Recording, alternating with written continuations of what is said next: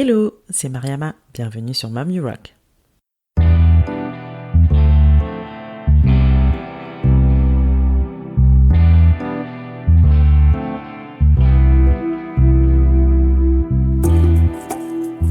Mom You Rock est un podcast échange avec des femmes entrepreneurs et mamans. Ma volonté reste toujours la même, partir en quête d'inspiration et de motivation auprès de ces femmes qui nous partagent leur quotidien de slasheuse. Car oui, j'ai longtemps cru qu'être mère et chef d'entreprise pouvaient être incompatibles.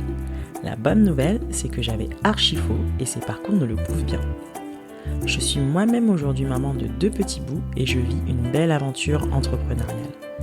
Ma mission ici est de vous inspirer à travers tous ces témoignages pour mener à bien vos projets et vous aider à croire en vos idées. Si vous souhaitez en savoir plus sur la naissance de ce podcast, je vous invite à écouter la bande-annonce de la saison 1. Maintenant, prenez place, c'est parti!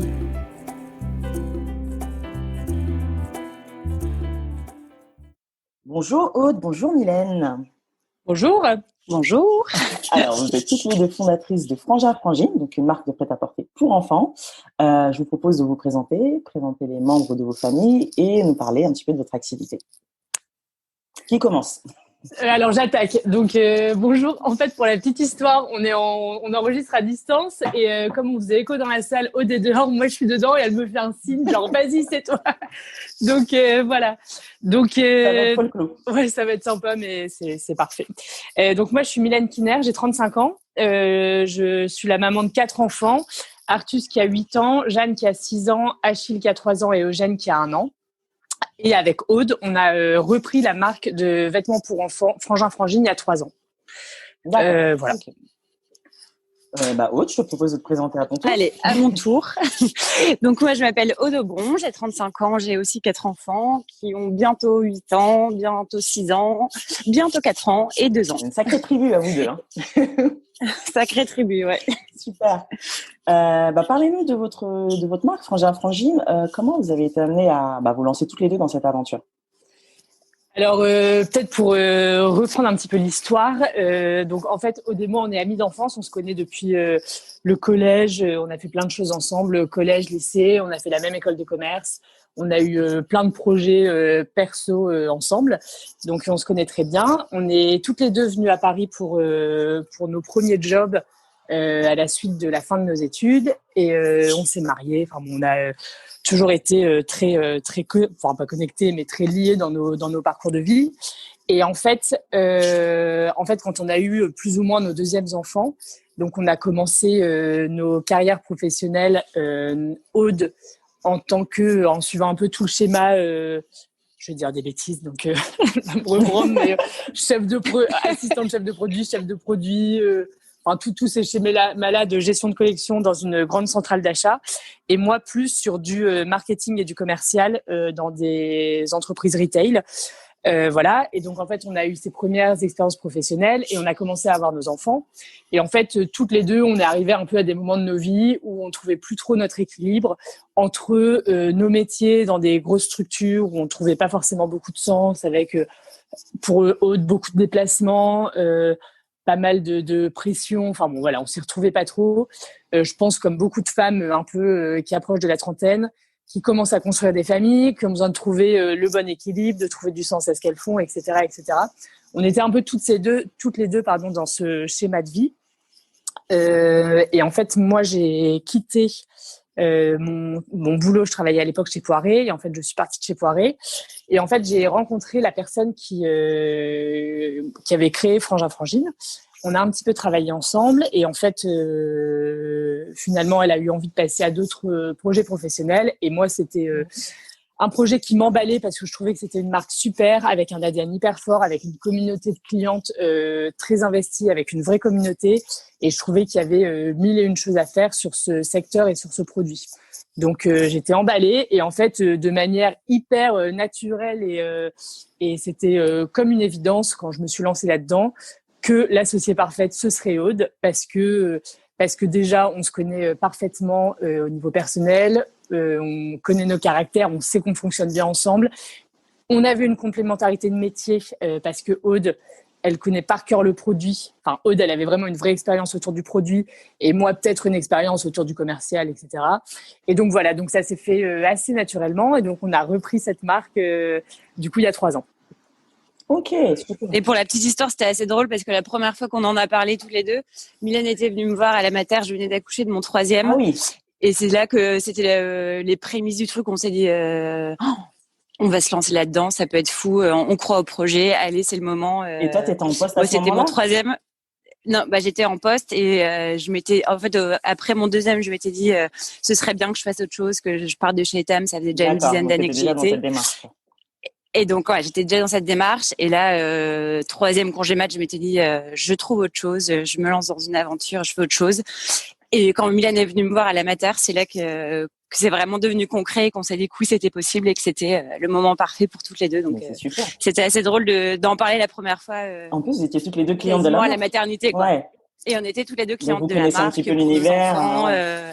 Exactement. C'est super. C'est fou ça. Donc toi, tu t'es dit directement, ok, Aude, c'est la personne parfaite. Ça t'a pas fait peur. Tu t'es pas dit, bon bah. Non. En fait, c'est marrant. Évidemment qu'elle a pas eu peur. Pas du tout peur.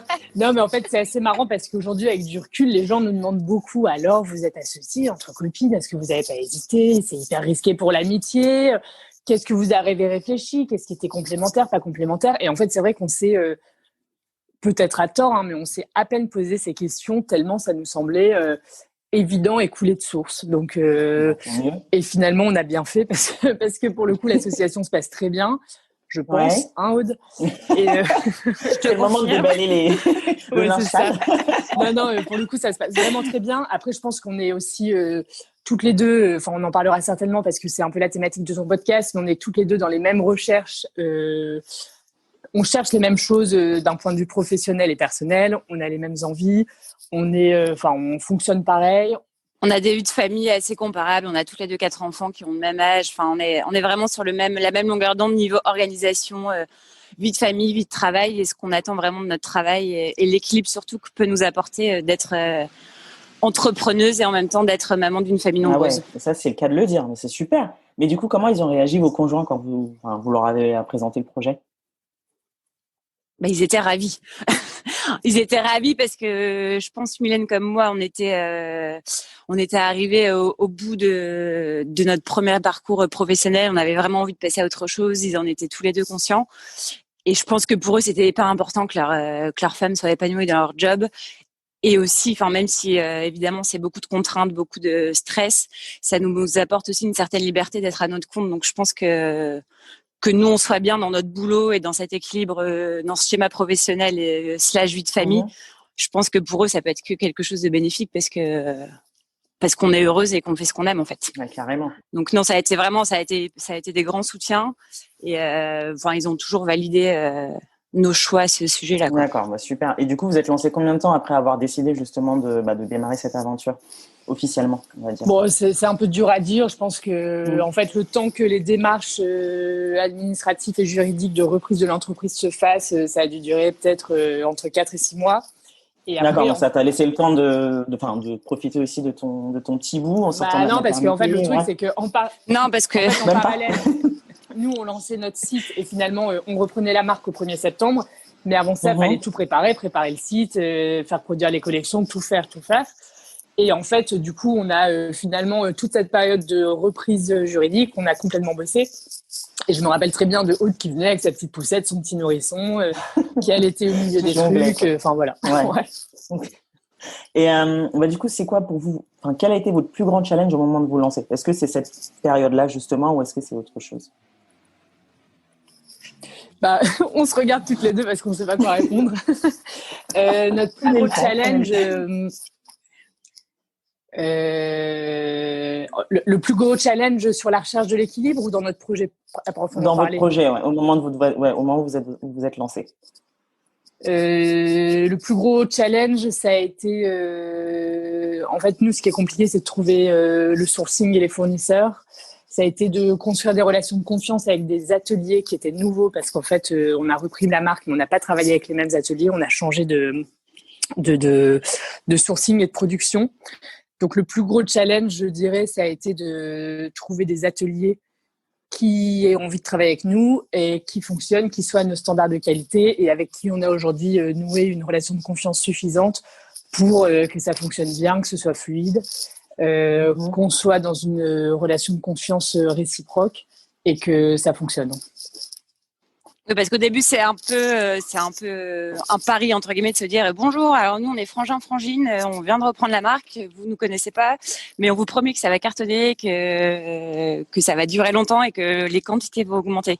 C'est un peu ça, c'est vraiment tout le gage de confiance, quoi. On voudrait payer pas cher du tout.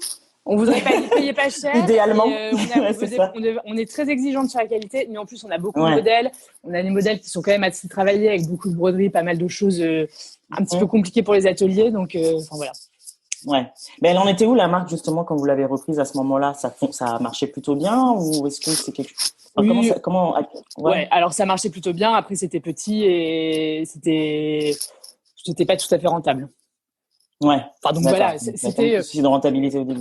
Ouais, voilà, c'était une marque qui fonctionnait, en tout cas qui avait un super ADN de produit. Après, nous, on a voulu refaire beaucoup de choses pour remettre au goût du jour un peu toute l'image de la marque, toute l'image, toute la communication, les réseaux sociaux, aller créer plus de contenu pour aller au-delà de la simple marque, mais raconter vraiment une histoire. Enfin, voilà, c'est une marque qui fonctionnait, mais en tout cas, nous, on a eu envie de changer, de mettre notre patte aussi, vu qu'on reprenait cette marque, on avait envie d'y mettre notre petite patte, oui, comme dit Mylène, de moderniser tout ça et les fondations étaient bonnes, l'ADN était là, était très bon.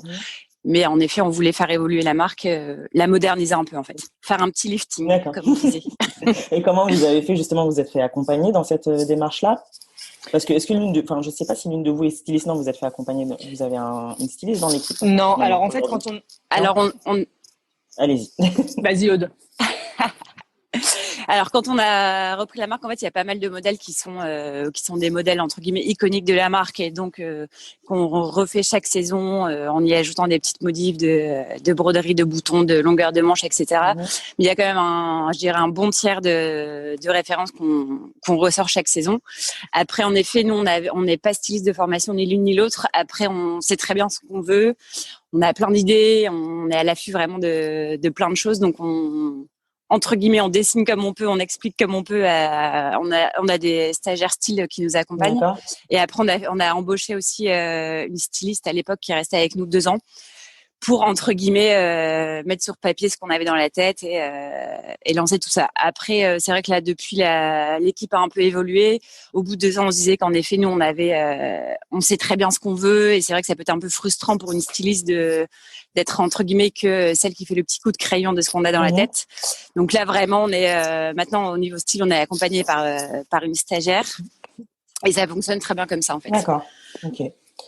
On n'a pas trop parlé de la marque du coup. Est-ce que vous pouvez nous en dire un tout petit peu plus sur votre univers? Frangin Frangine, l'histoire, c'est les familles, c'est les fratries, c'est les bandes de kids, c'est les tripotées d'enfants qui courent dans les maisons de vacances.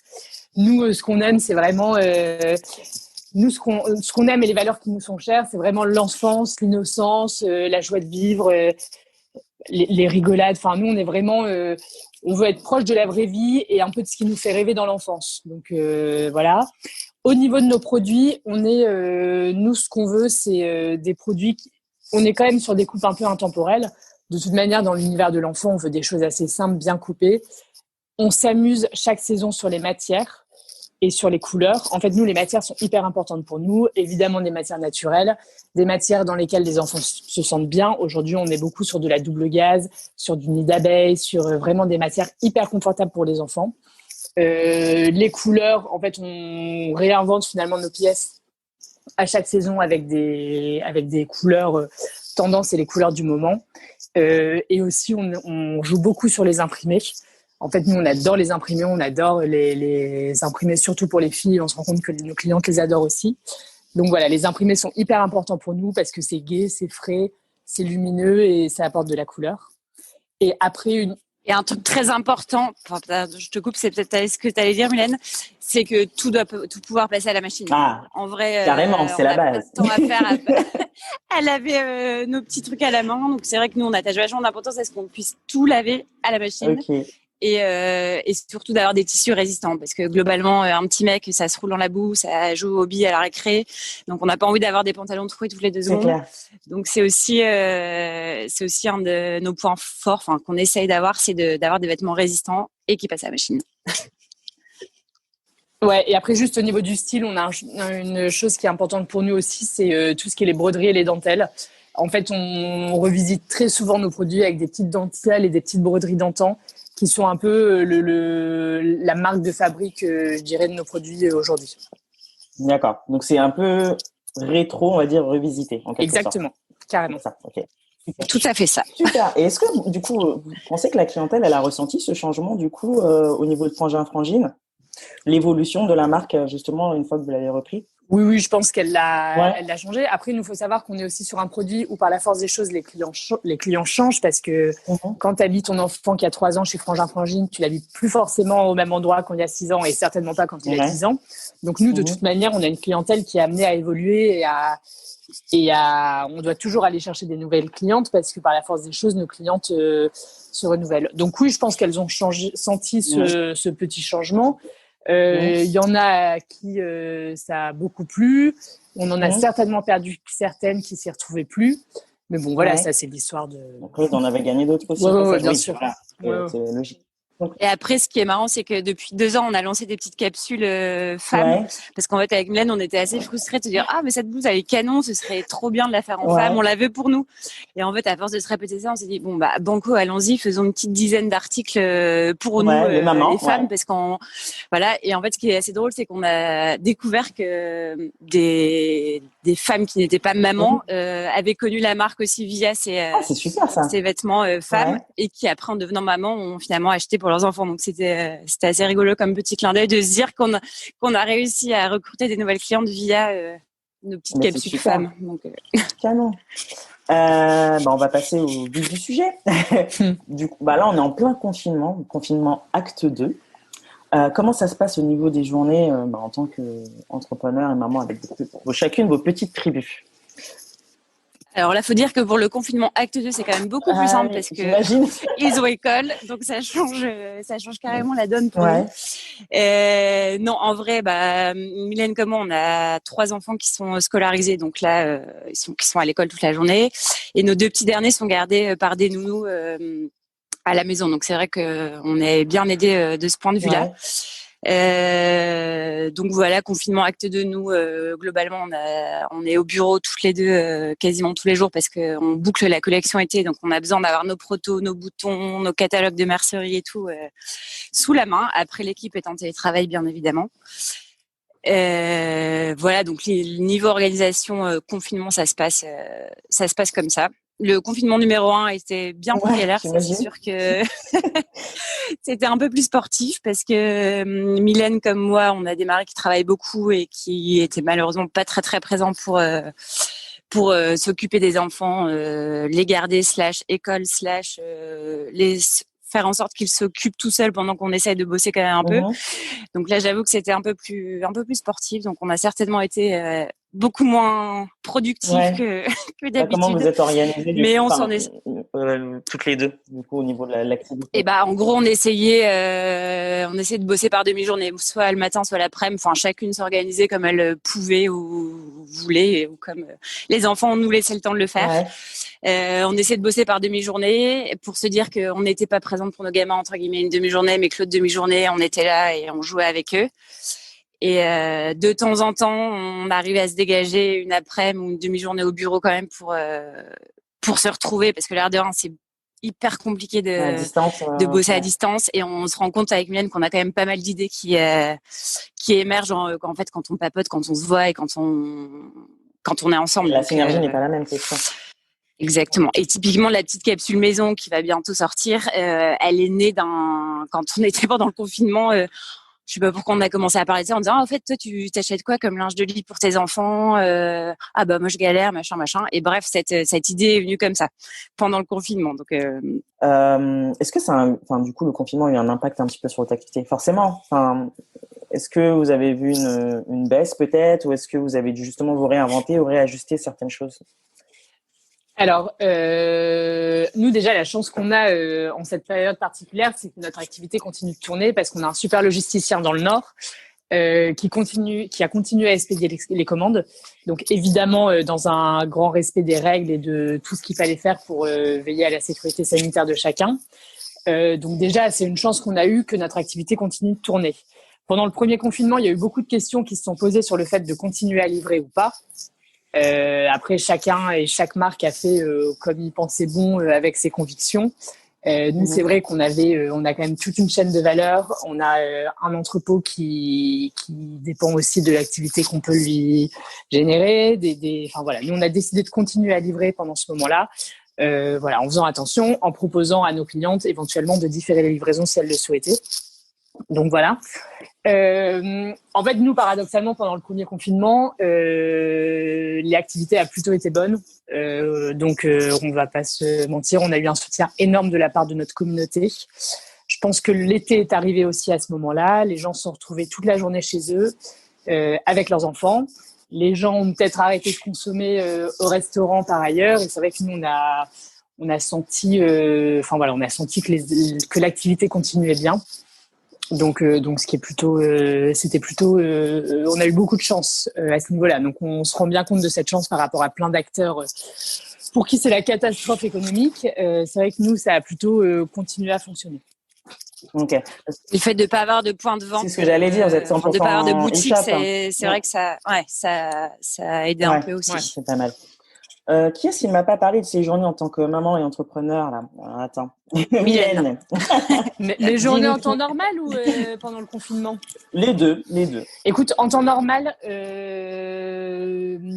nous avec Aude, je peux parler pour nous deux parce qu'on a un peu la même orga. En fait, nous, on se dit souvent avec Aude qu'on a l'impression d'avoir trouvé aujourd'hui l'équilibre parfait perso-pro. Donc, je pense que c'est quand même une chance énorme pour des mamans comme nous. Donc en fait, nous on travaille 4 jours et demi par semaine, c'est-à-dire lundi, mardi, jeudi, vendredi, on se fait des journées complètes, on est au bureau. On dépose nos enfants, le matin on se lève, on dépose nos enfants à l'école. On arrive du coup au bureau assez tôt, vers 9h moins quart, 9h. On se fait une journée jusqu'à 18h ou 18h15, heure à laquelle on va chercher nos enfants. Donc en fait, c'est des journées. Donc on a 4 journées par semaine au bureau. C'est des journées qui sont assez intenses parce qu'on prend pas de pause déj, on fait pas de sport. On fait rien. Quand on est au bureau, on est là et on avance. Voilà. Et après le mercredi matin, on travaille de chez nous. Et le mercredi après-midi, on travaille pas et on est avec nos enfants. D'accord. Et ça, c'est vraiment en termes d'orga de la semaine, c'est canon parce que du coup, lundi, mardi, grosse journée. Mercredi, on souffle, on est à la maison. Le matin, on bosse de chez nous. L'après-midi, on est avec les enfants. Jeudi, vendredi, grosse journée. Et le week-end, on est à la maison avec les enfants. Donc, ça nous permet d'avoir l'impression de profiter de tout le monde, d'avoir l'impression au bureau de faire ce qu'il peut, de faire ce qu'il faut. Et on n'a pas l'impression que ce mercredi mette en péril la boîte, loin de là. Et voilà, donc l'équilibre est plutôt canon. Après, c'est vrai que c'est intense. Et puis le soir, quand on rentre à 18h, on s'occupe des 4 et on est dans notre tunnel avec les 4 enfants. Oui, c'est ça. Ça doit être ça. Voilà. Après, c'est aussi notre choix d'avoir eu des grandes familles et donc du coup, on est content de s'en occuper. Voilà, c'est un choix. Heureusement. On ne subit pas, quoi. Donc, on est plutôt très contents du truc, quoi. Mais c'est super parce qu'en plus vous êtes toutes les deux mamans, en plus même nombre d'enfants plus ou moins le même âge, donc je pense que déjà rien qu'au niveau de l'organisation et puis vous comprenez aussi, donc ça facilite aussi les choses. C'est vrai que le fait de se comprendre et d'être dans les mêmes schémas, c'est canon parce que j'aurais été associée à un mec sans enfant et je lui aurais dit tiens, je prendrais bien mes mercredis après-midi, peut-être qu'il l'aurait eu un peu mauvaise, alors que finalement Aude et moi c'est arrivé en même temps, on avait les mêmes envies, les mêmes machins, on en a parlé, donc ça c'est vrai que c'est une chance d'être dans ces mêmes recherches, quoi, carrément. Super. Et comment vous occupez votre temps libre avec vos enfants? Alors avec les enfants, on occupe notre temps libre. Moi j'ai des fanats d'activités manuelles à la maison.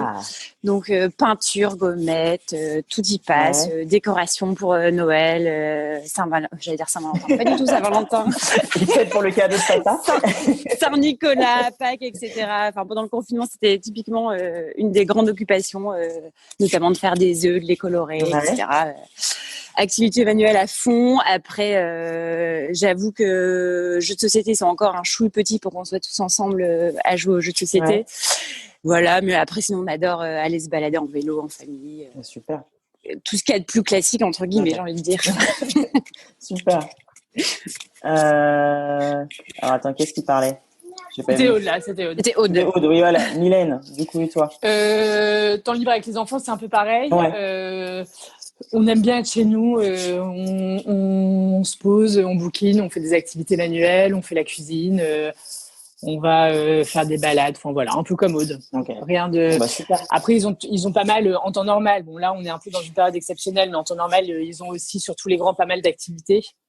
Donc ça rythme aussi pas mal les journées et ça leur apporte vachement. On sent qu'ils sont hyper heureux de toutes ces activités, donc ça c'est top.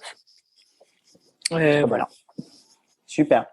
Et le papa, comment ça se passe avec le papa? Parce que les enfants, c'est cool, on arrive à passer du temps avec, voilà, on se balade, mais papa, se trouver du temps en couple déjà. Parce que vous avez quand même 4 enfants. Donc, en ce moment, on va vachement rester à deux. T'imagines? Dans notre petit jardin, on s'improvise un petit coin resto. Ça pourrait, n'empêche. Hein. C'est ça.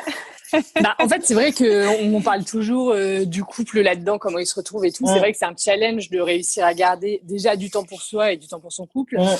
Moi, je trouve quand même que d'une manière générale, dans la mesure où les enfants dorment tous à 8h, 8h30, après, on a quand même beaucoup de soirées à deux. C'est cool. Ouais. Donc, oui, c'est pas forcément les voyages au bout du monde tous les 4 matins et les restos, mais je trouve que quand même, à partir du moment où il y a un bébé qui arrive dans un couple, on a quand même plus tendance à rester un petit peu chez soi qu'à sortir en permanence voir les potes.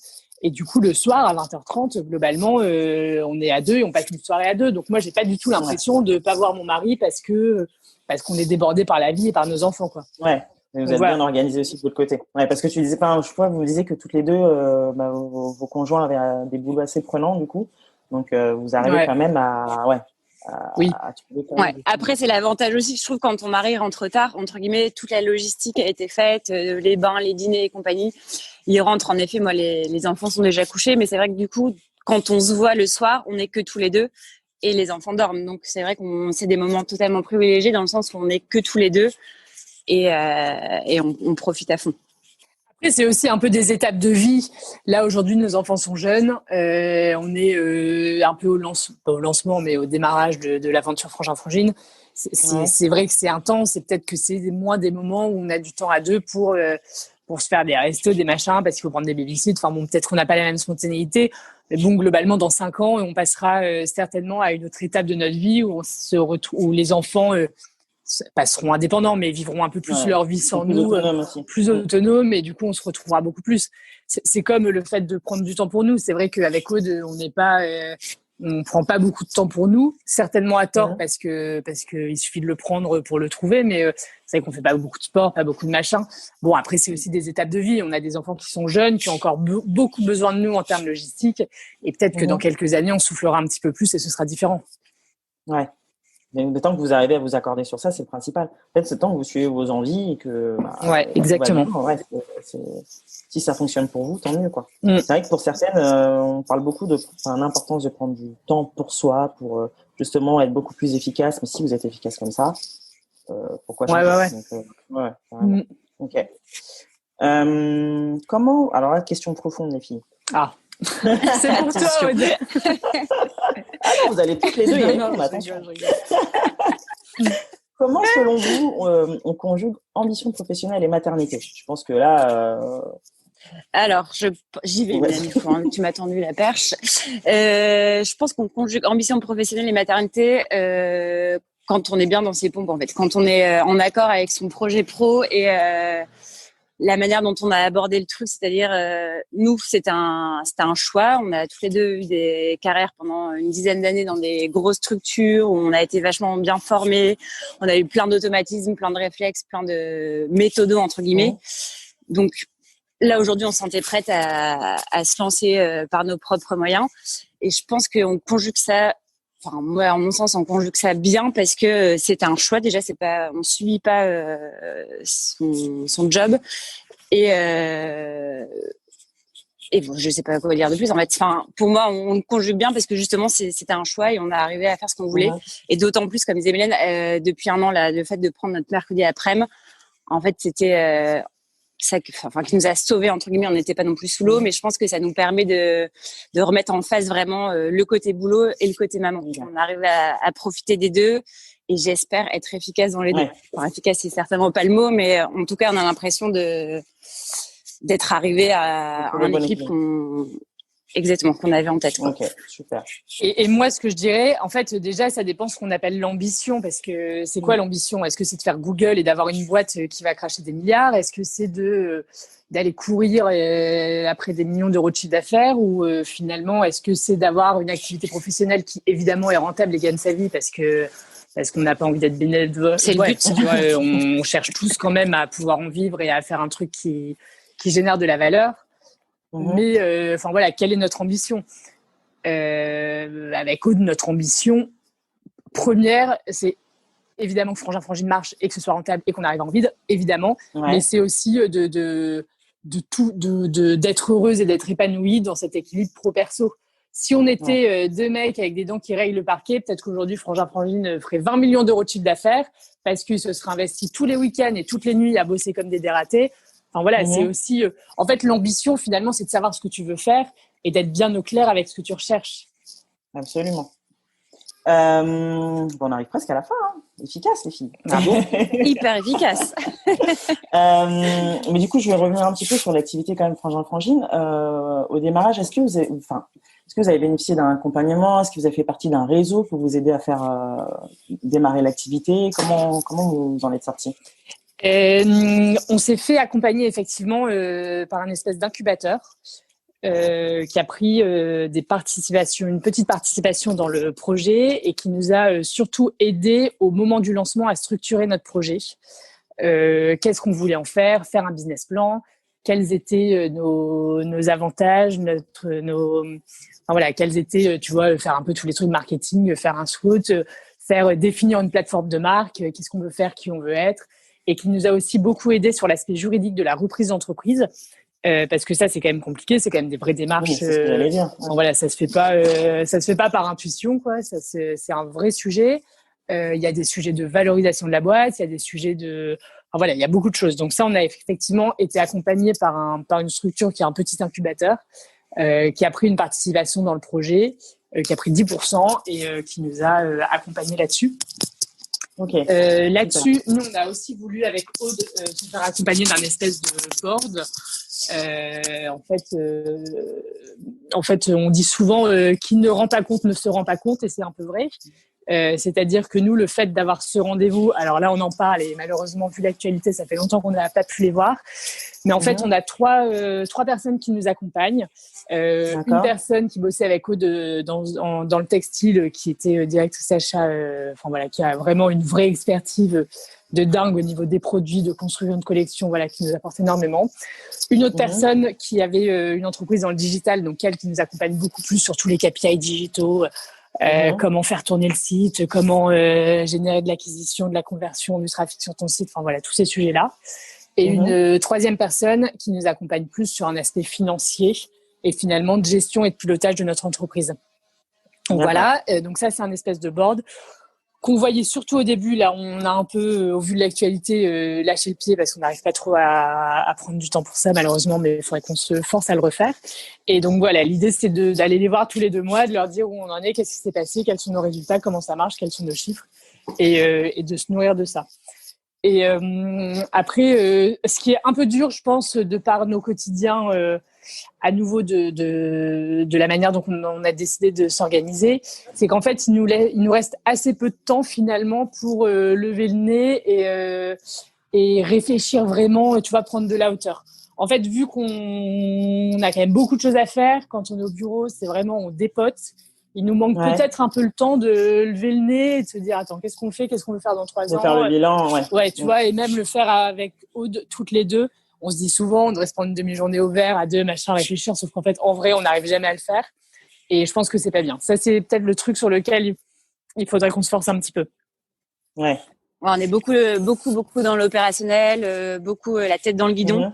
Et en fait, on en parlait pas plus tard, avant les vacances à Toussaint, pendant un shooting. Et en fait, on échangeait avec notamment l'équipe de photographes qui disait que eux avaient pris une personne justement qui voyait une demi-journée de temps en temps pour échanger sur les désirs de l'une, de l'autre. Quels sont comment tu vois la marque plus tard, enfin vraiment pouvoir permettre d'échanger sur se projeter, échanger sur la boîte, sur les envies qu'on a pour la boîte, et puis éventuellement mettre au clair s'il y a des trucs, j'ai pas apprécié quand t'as fait ci, ou au contraire ça c'était canon quand t'as dit ça.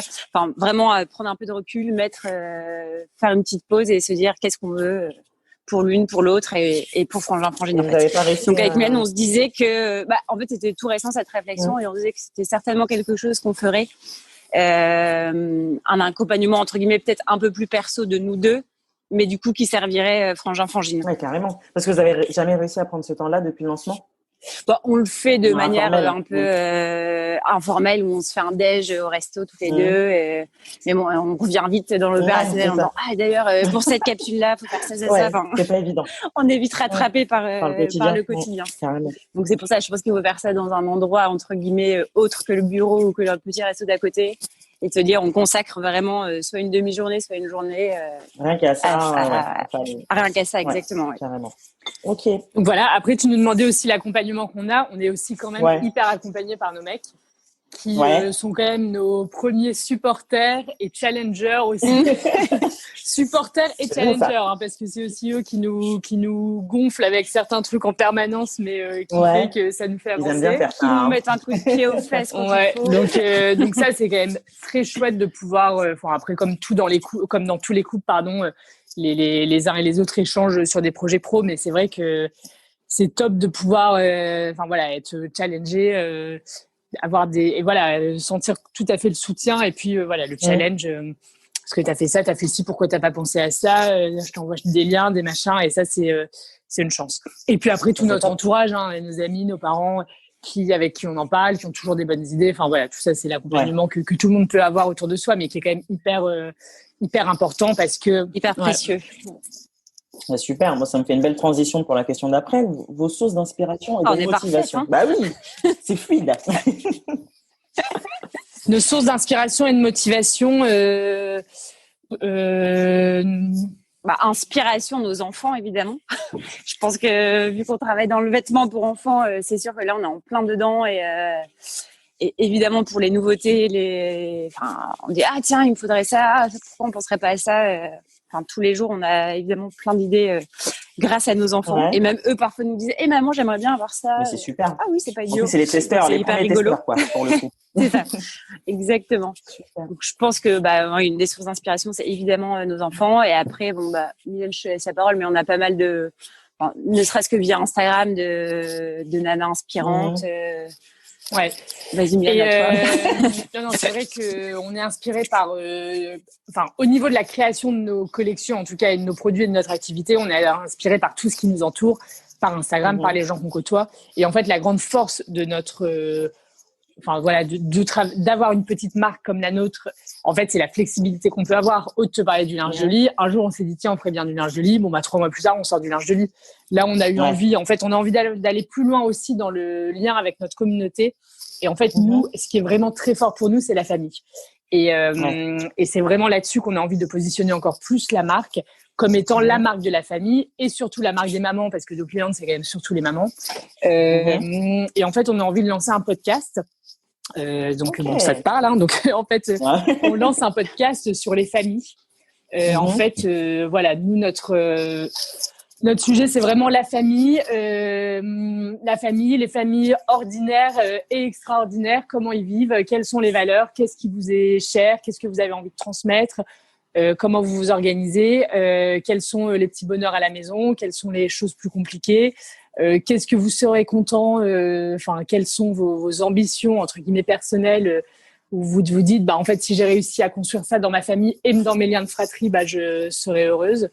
Donc du coup on lance un podcast Et en fait, ça, c'est aussi une chance. Tu vois, on s'est dit, tiens, on lancerait bien un podcast. Bon, 2 mois plus tard, on lance le podcast. En fait, cette flexibilité de finalement de pas devoir démontrer ton projet en 12 rendez-vous à quelqu'un, juste t'as envie, t'essayes. Alors éventuellement, t'investis un peu d'argent selon le truc parce que voilà, tu testes et puis tu lances. Et ça, c'est vraiment canon et c'est un truc qui est hyper dynamisant dans notre quotidien. Parce que, entre guillemets, si demain on veut lancer de la vaisselle, on lance de la vaisselle, quoi. À nous de. Oui, vous avez le champ libre, quoi. Ouais, c'est ça. Et ça, c'est canon. Super. Mais du coup, vous venez toutes les deux d'une grande fratrie ou pas? Alors, moi, j'ai 2 grands frères.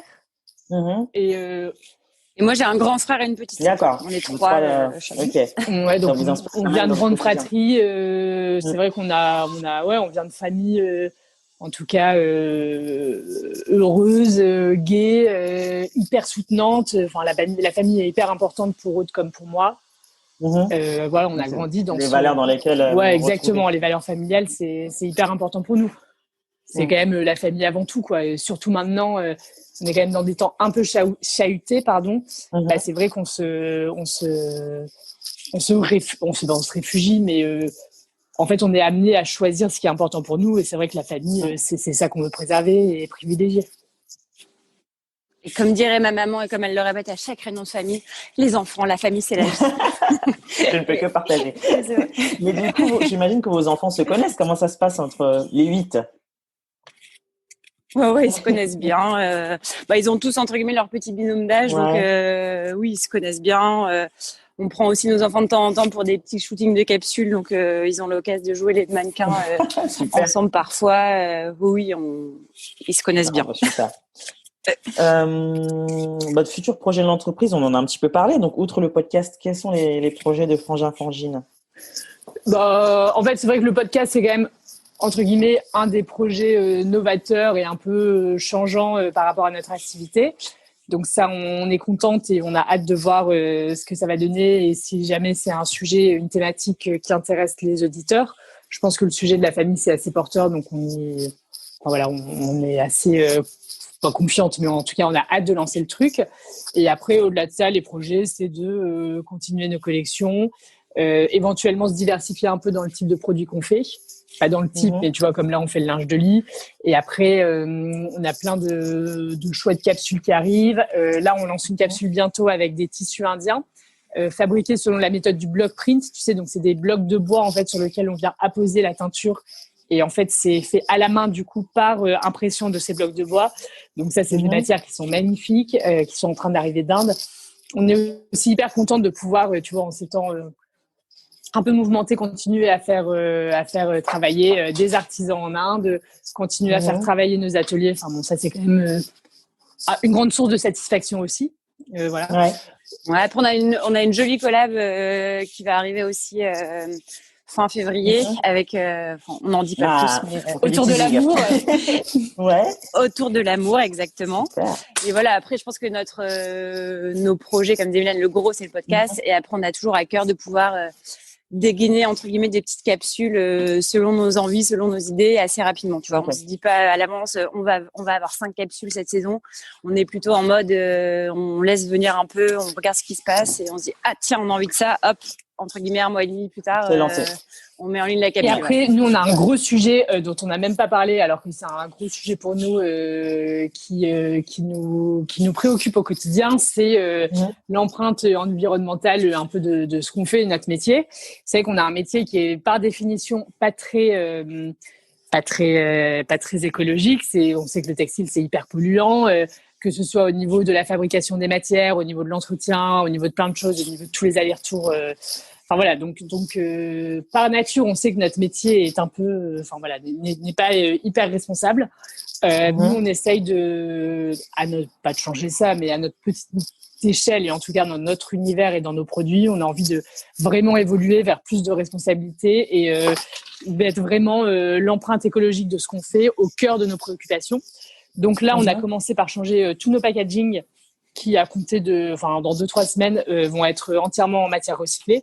Donc ça, pour nous, c'est hyper important parce que c'est quand on voit le nombre de plastiques qui sont utilisés, ne serait-ce que les blisters qui protègent chaque produit, c'est complètement, c'est ahurissant. dingue, c'est ahurissant. Donc déjà ça, tout ça va être en matière recyclée. Et après, on essaye de plus en plus.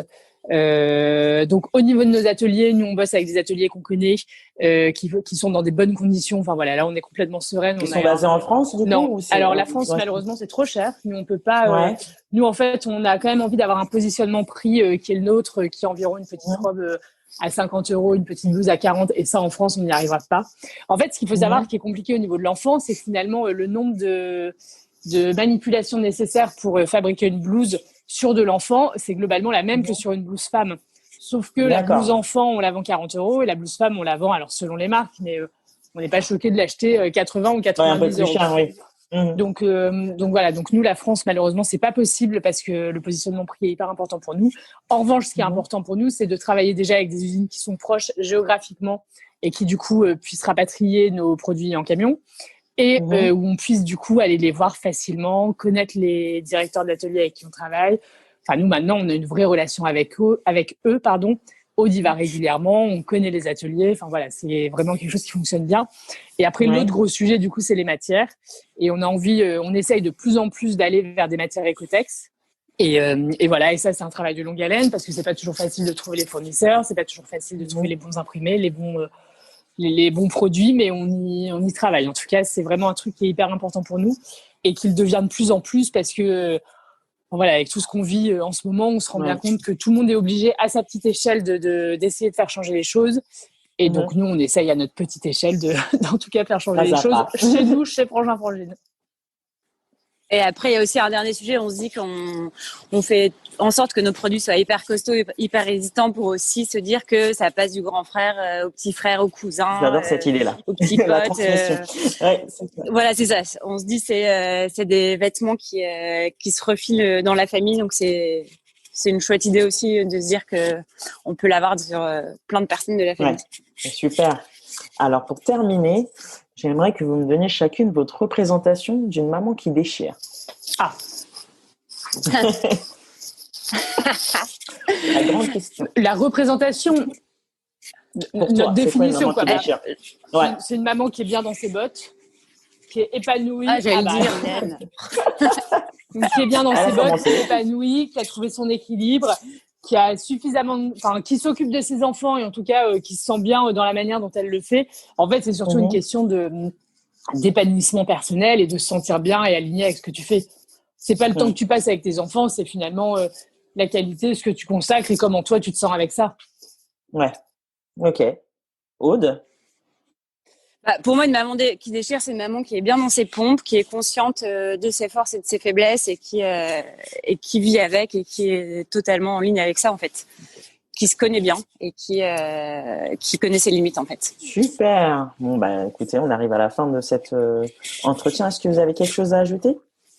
Pour les personnes qui nous écoutent, pour les mamans qui nous écoutent, pour les mêmes preneurs qui nous écoutent, pour tout le monde. Donc, c'est vrai qu'on est dans une période un peu compliquée, un peu incertaine pour la plupart. Oui, c'est vrai qu'on est dans une période un peu morose à plein de niveaux. Nous, c'est vrai on essaye de pas trop y penser, parce qu'on a la chance que notre activité continue. Hein, donc, non, c'est pas trop y penser, c'est pas ça le terme, mais en tout cas, dans nos familles et auprès de nos enfants, on essaye de leur préserver une bulle un peu d'innocence, de joie de vivre et en tout cas de les préserver de tout ça. Et ce qu'on peut dire aux gens qui nous écoutent, s'il y a des entrepreneurs, c'est en tout cas beaucoup de courage et beaucoup de pensée pour tous les gens qui ont des activités qui sont hyper impactées par la crise. Et beaucoup de pensée et de solidarité envers eux. Moi, je dirais qu'il faut toujours voir le côté positif des choses et que parfois, il y a des belles idées, des beaux projets qui naissent dans des moments difficiles et qu'on trouve des ressources parfois insoupçonnées dans des moments difficiles et que parfois, c'est source de grand bonheur plus tard, en fait. Donc, il faut toujours... moi, j'ai tendance à toujours voir le verre à moitié plein en me disant certes, c'est difficile, c'est compliqué, on galère, mais en fait, on va y arriver et plein de belles choses vont sortir. Et d'ailleurs, dans cet esprit-là, comme on en avait marre d'être un peu plombé sur Instagram par tous les messages, qui sont bien légitimes, mais des gens qui trouvent que la période est très dure. Nous, on a décidé de partager tous les soirs à 20h30 sur notre compte les 3 kiffs du jour.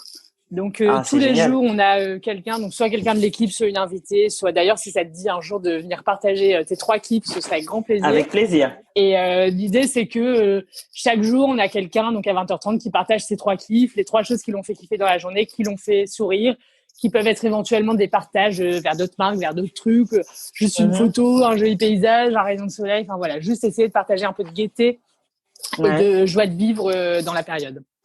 Ah bah c'est super, très bonne idée. Bah écoute, avec plaisir. Sur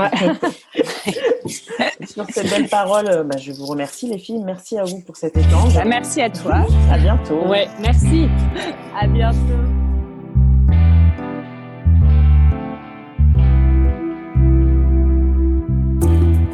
Merci pour votre écoute.